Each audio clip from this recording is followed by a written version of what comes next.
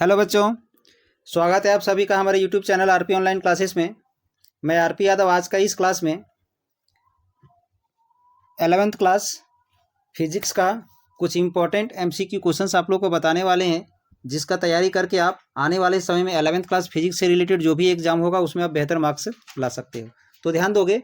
पहला क्वेश्चन है, first question है, what is constant in SHM. SHM यानी सिंपल हार्मोनिक मोशन। तो आप लोग को पता होना चाहिए कि सिंपल हार्मोनिक मोशन में जो उसका टाइम पीरियड जो होता है ना वो हमेशा कांस्टेंट होता है, यानी फर्स्ट का आंसर क्या हो जाएगा, तो डी नंबर हो जाएगा। ठीक है। इसके बाद क्वेश्चन नंबर 2 में ध्यान दोगे, ए particle executing SHM having time period is 0.05 second and amplitude is 4 centimetre. Maximum velocity of the particle, तो इसका मैक्सिमम वेलोसिटी हमें पता लगाना है। तो ध्यान दोगे, सबसे पहले इसमें जो दिया हुआ है टाइम पीरियड दिया हुआ है, यानी टाइम पीरियड जो हमारा दिया गया है, ध्यान दोगे,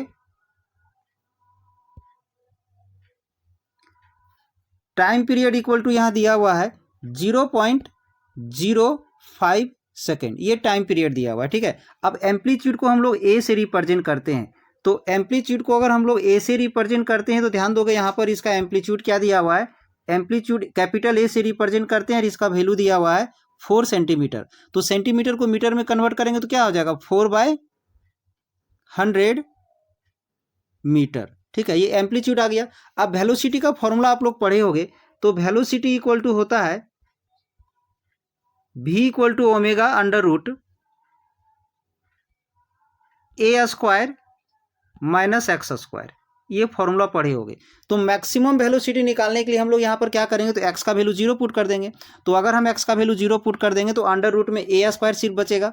अब यहाँ रूट से ये जब बाहर निकल जाएगा तो क्या हो जाएगा, ओमेगा इंटू ए हो जाएगा। ठीक है। और ओमेगा का वैल्यू क्या होता है, तो ओमेगा का वैल्यू पढ़े होंगे, ओमेगा का वैल्यू होता है 2π/t होता है। ठीक है, ओमेगा का वैल्यू 2π/t होता है।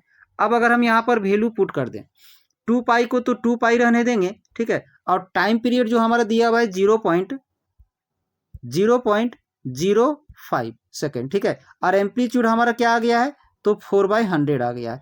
अब इसको आप सॉल्व करोगे तो 0.05 को 100 से मल्टीप्लाई करेंगे तो क्या आ जाएगा, इसका वैल्यू आ जाएगा 5, और 4 को 2 से मल्टीप्लाई करेंगे तो आ जाएगा 8π/5 आ जाएगा। इसे आप सॉल्व करोगे तो आ जाएगा 1.6 पाई मीटर पर सेकेंड। ठीक है, यानी इसका जो आंसर हो जाएगा,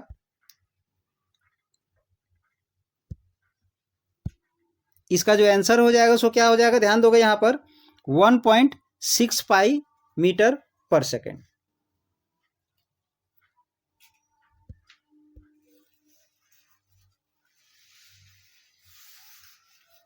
यानी इसके अनुसार इसका आंसर क्या हो जाएगा, ध्यान दोगे, इसका आंसर आ जाएगा, इसका आंसर हो जाएगा ए नंबर। ठीक है, इसका आंसर क्या हो जाएगा, तो ए नंबर हो जाएगा। इसके बाद क्वेश्चन नंबर 3 में ध्यान देंगे।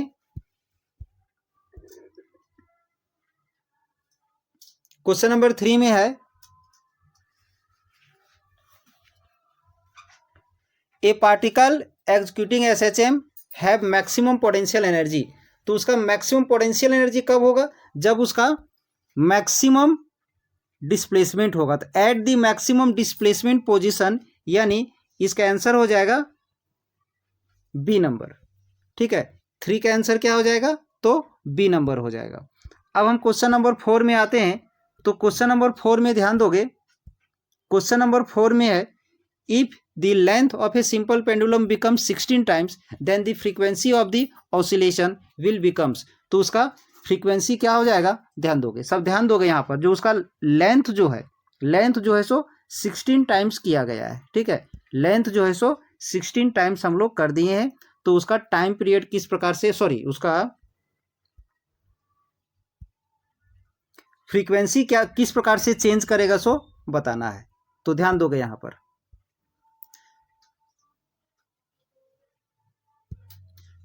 सबसे पहले टाइम पीरियड का जो फॉर्मूला होता है ध्यान दोगे तो क्या होता है, टी इक्वल टू 2π/L/G होता है, ये होता है टाइम पीरियड। ठीक है, अब अगर इसका फ्रीक्वेंसी का फॉर्मूला अगर निकालना है तो F equal to just reciprocal हो जाता है, तो यहाँ 1/2π हो जाएगा। ठीक है, 1/2π/G/L हो जाएगा। क्या हो जाएगा, तो G/L हो जाएगा। अब अगर यहाँ पर बोला गया है क्वेश्चन में क्या बोला गया था, तो क्वेश्चन में बोला गया है कि length of a simple pendulum becomes 16 times. ठीक है, length of the simple pendulum becomes 16 times, उसका जो लेंथ है वो 16 गुना कर देना है। तो यानी यहाँ पर हम लोग पुट कर देंगे, क्या पुट करेंगे, 1/2π/G/16L हो जाएगा। तो 16 यहाँ रूट से बाहर निकलेगा तो क्या हो जाएगा, 4 को यहाँ पर हम 1/4 लिख दिए। ठीक है, 1/4 लिख दिए तो बच क्या जाएगा, 1/2π बच जाएगा। ठीक है, अब √G/L हो जाएगा। ठीक है, तो ध्यान दोगे, अगर ये जो कंप्लीट ब्रैकेट में जो नंबर आपको दिख रहा होगा इसको हम क्या लिख सकते हैं, F लिख सकते हैं। तो कितना आ जाएगा, 1/4 इंटू F, यानी पहले वाले फ्रीक्वेंसी का क्या हो जाएगा, 1/4 हो जाएगा। ठीक है, क्या हो जाएगा, तो 1/4 हो जाएगा। तो ध्यान दोगे ये कहाँ पर है आंसर आपका, तो ये है हमारा डी नंबर में। ठीक है, क्वेश्चन नंबर 3 का क्या हो जाएगा, तो 3 का हो जाएगा आपका, सॉरी 3 नहीं 4 नंबर था, तो 4 का क्या हो जाएगा, 4 का डी नंबर हो जाएगा 1/4। ठीक है, क्या हो जाएगा इसका आंसर, 1/4, डी का हो जाएगा 1/4 यानी D number.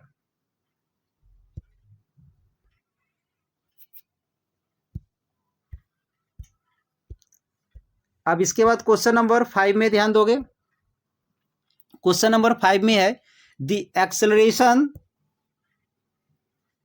Acceleration of the particle executing SHM at maximum displacement position, यानी G/16L हो जाएगा। तो 16 यहाँ रूट से बाहर निकलेगा तो क्या हो जाएगा, 4 को यहाँ पर हम 1/4 लिख दिए। ठीक है, 1/4 लिख दिए तो बच क्या जाएगा, 1/2π बच जाएगा। ठीक है, अब √G/L हो जाएगा। ठीक है, तो ध्यान दोगे, अगर ये जो कंप्लीट ब्रैकेट में जो नंबर आपको दिख रहा होगा इसको हम क्या लिख सकते हैं, F लिख सकते हैं। तो कितना आ जाएगा, 1/4 इंटू F, यानी पहले वाले फ्रीक्वेंसी का क्या हो जाएगा, 1/4 हो जाएगा। ठीक है, क्या हो जाएगा, तो 1/4 हो जाएगा।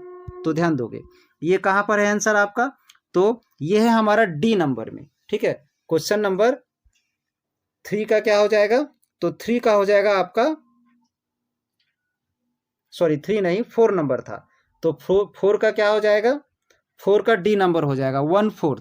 ठीक है, क्या हो जाएगा इसका आंसर, 1/4, डी का हो जाएगा 1/4 यानी D number.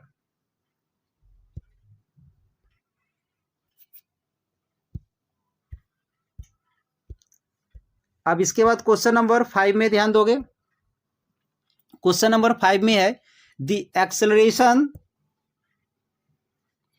Acceleration of the particle executing SHM at maximum displacement position, यानी मैक्सिमम डिस्प्लेसमेंट पोजीशन पर जो भी पार्टिकल होगा सिंपल हार्मोनिक मोशन में उसका एक्सेलरेशन क्या होगा, तो एक्सेलरेशन उसका क्या होता है, तो मैक्सिमम होता है। ठीक है, तो ध्यान दोगे सबसे पहले कि फॉर्मूला क्या होता है एक्सेलरेशन का।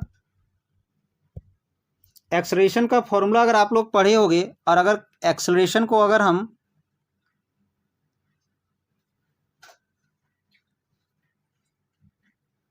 ए से रिप्रेजेंट कर देते हैं यहाँ पर, तो आ जाएगा -ω²x, ऐसा कुछ एक्सेलरेशन के बारे में आप लोग पढ़े होंगे। ठीक है, तो यहाँ पर क्वेश्चन क्या बोला गया, क्वेश्चन बोला गया acceleration of the particle executing SHM at maximum displacement, यानी x का वैल्यू मैक्सिमम होगा। तो जब x का वैल्यू हम लोग मैक्सिमम पुट करेंगे तो एक्सेलरेशन भी हमारा क्या हो जाएगा, तो मैक्सिमम हो जाएगा।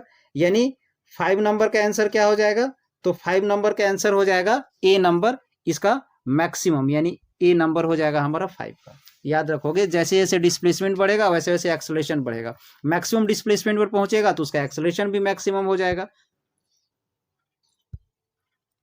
अब इसके बाद हम क्वेश्चन नंबर 6 में ध्यान देते हैं, ध्यान दोगे क्वेश्चन नंबर 6 में the amplitude of the oscillation remains constant, तो एम्पलीट्यूड जो है वो कब कांस्टेंट होता है? एम्पलीट्यूड ऑफ ऑसिलेशन, ऑसिलेशन का जो एम्पलीट्यूड होता है वो कांस्टेंट किस कंडीशन में होता है? इन फ्री ऑसिलेशन, या फिर बी में है इन फोर्स्ड ऑसिलेशन, ठीक है, या तो फिर इन डैम्प्ड ऑसिलेशन, ठीक है, या तो फिर डी में है ए एंड बी दोनों, मतलब फ्री ऑसिलेशन में भी और फोर्स्ड ऑसिलेशन में भी, ठीक है।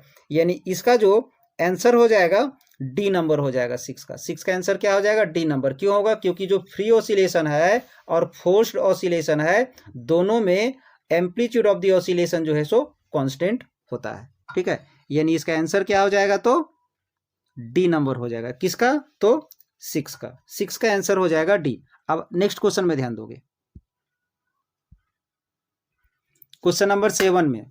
तो क्वेश्चन नंबर 7 क्या है सो ध्यान दोगे, the speed of sound is maximum, speed of sound is maximum बोला, ऑप्शन में दिया गया है एयर में या वाटर में या वैक्यूम में या तो फिर स्टील में। तो स्टील में स्पीड ऑफ साउंड जो है वो सबसे ज्यादा होता है, याद रखोगे, ठीक है। यानी आंसर क्या हो जाएगा 7 का? तो डी नंबर हो जाएगा। 7 का आंसर क्या होगा? तो डी नंबर हो जाएगा। इसके बाद क्वेश्चन नंबर 8 में ध्यान दोगे, क्वेश्चन नंबर 8 में ध्यान दोगे, the speed of sound in a medium depends upon, ठीक है। यानी मीडियम में जो स्पीड ऑफ साउंड जो है वो किस चीज पर डिपेंड करता है सो बताना है। पहला में है on frequency of the sound only, उसके बाद on density and elasticity of the medium, या तो फिर वेवलेंथ ऑफ द साउंड। फिर नेक्स्ट चौथे ऑप्शन में है on frequency and wavelength of the sound. तो अगर आप लोग पढ़े होंगे तो पता होगा कि स्पीड ऑफ द साउंड जो है वो density and elasticity of the medium पर डिपेंड करता है। यानी इसका आंसर क्या हो जाएगा? ध्यान दोगे, क्वेश्चन नंबर 8 का आंसर हो जाएगा बी नंबर, ठीक है। बी नंबर यहाँ नहीं है, IJKL है, तो जे नंबर हो जाएगा, ठीक है। जे नंबर लिखोगे, यानी on density and elasticity of the medium में डिपेंड करेगा, ठीक है। अब इसके बाद नेक्स्ट क्वेश्चन हम लोग देखते हैं, question number 9।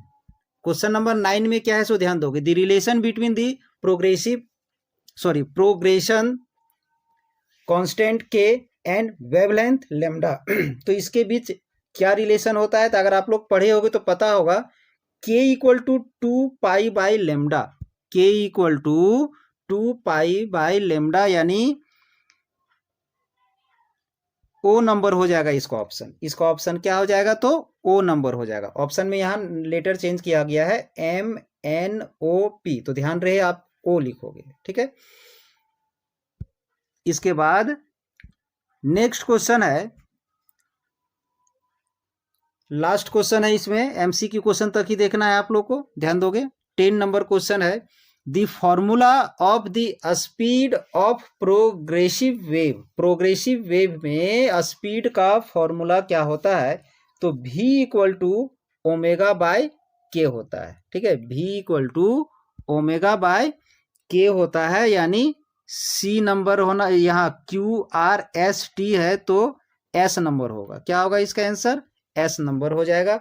v equal to omega by के।